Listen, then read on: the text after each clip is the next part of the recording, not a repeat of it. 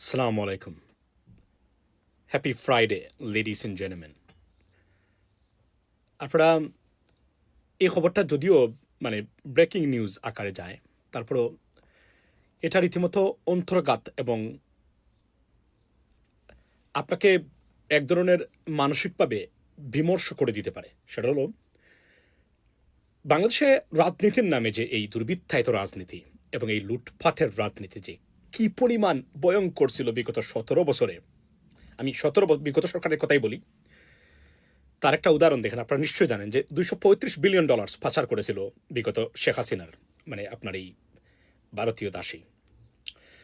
আপনি দেখেন এই যে গতকালকে AS আলম যে বাংলাদেশের অর্থনৈতিক সেক্টরটাকে ধ্বংস করে দিয়ে মনের মাধুরী মিশিয়ে রীতিমতো লুটপাটের উৎসবে মেতে উঠেছিল AS আলম। এই ব্যাংক টাকা আমার পিছনে যে আছে, আপনারা দেখতে পাচ্ছেন পিছনে যে আছে।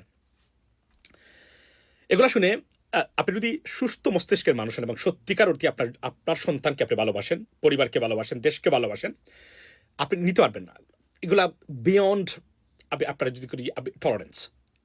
এতটা ভয়ঙ্কর এদের লুটপাটের চিত্র ছিল সেই শেখ হাসিনার। গতকালকে সাইপ্রাসে 1,14,000 কোটি টাকার সম্পদ জব্দ করেছে Cyprus government on the request of the Bangladeshi government, previous government. Just imagine ladies and gentleman, এই ডাকাতের এখন পর্যন্ত রিপ্রেজেন্টেটিভ বিভিন্ন অর্থনৈতিক সেক্টরে, বিশেষ করে বাংলাদেশের ব্যাংকের গভর্নরও শোনা যাচ্ছে, তার অধীনস্থ মানুষ ইসলামী ব্যাংকে যাকে বসানো হয়েছে আমি মাননীয় প্রধানমন্ত্রী আপনাকে এই বিষয়গুলো হস্তক্ষেপ করার, আমি শিওর যেগুলো আপনার জ্ঞাত নয় বা আপনি এই বিষয়টা দেখভাল করতেছেন না, আমি আপনাকে অনুরোধ করব এই ডাকাতদের হাত থেকে বাংলাদেশের অর্থনৈতিক সেক্টরটাকে আপনি রক্ষা করুন। আপনি পারবেন, আপনি চেষ্টা করলে। দেখেন কি অবস্থা। I am the victim of AS Alam. আমাদের টাকা, আমাদের পরিবারের টাকা এখন পর্যন্ত প্রায় আপনার ধরেন 30 কোটি টাকার মতো, 30 লক্ষ টাকার মতো এখনো ব্যাংক থেকে আমি ব্যবস্থা করতে পারিনি। এত বড় বড় জায়গাতে আমার যোগাযোগ থাকার কারণে পরেও ব্যাংকের টাকা নাই, দিবে কিভাবে? আপনি কল্পনা করতে পারেন এই ডাকাতকে এখনো ডাকাতের বাংলাদেশের অর্থনৈতিক সেক্টরে তার এখন পর্যন্ত প্রভাব আছে। আপনি এগুলো সহ্যের বাইরে কি করে? এবং এই শেখ হাসিনা, আপনি শেখ হাসিনাকে আনবেন, শেখ হাসিনা আসবে, বাংলাদেশ আসবে না।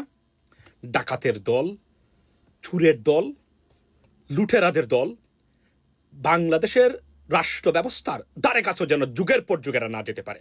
এই বিবেকহীন রাষ্ট্রদ্রোহী এবং এই লুটপাটকারীরা, আমি খুন গুমের কথা বাদই দিলাম, বিভিন্ন বাংলাদেশের প্রতিষ্ঠানগুলোকে ধ্বংসের কথা বাদই দিলাম।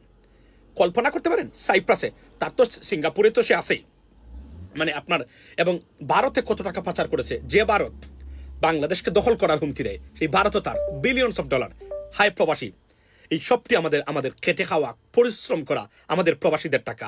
হায় হায়, এগুলো কিভাবে সহ্য করা যায় আপনারা বলেন?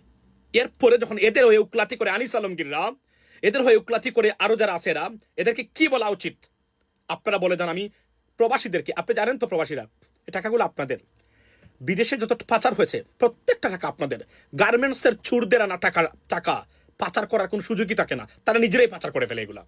শুধু এই খেটে খাওয়া, এই পরিশ্রমী, বঞ্চিত, লাঞ্ছিত প্রবাসী যারা আছে, হয়রানির শিকার, এই প্রবাসীদের টাকাগুলাই AS আলম এবং এই শেখ হাসিনার পরিবার লুটপাট করেছে।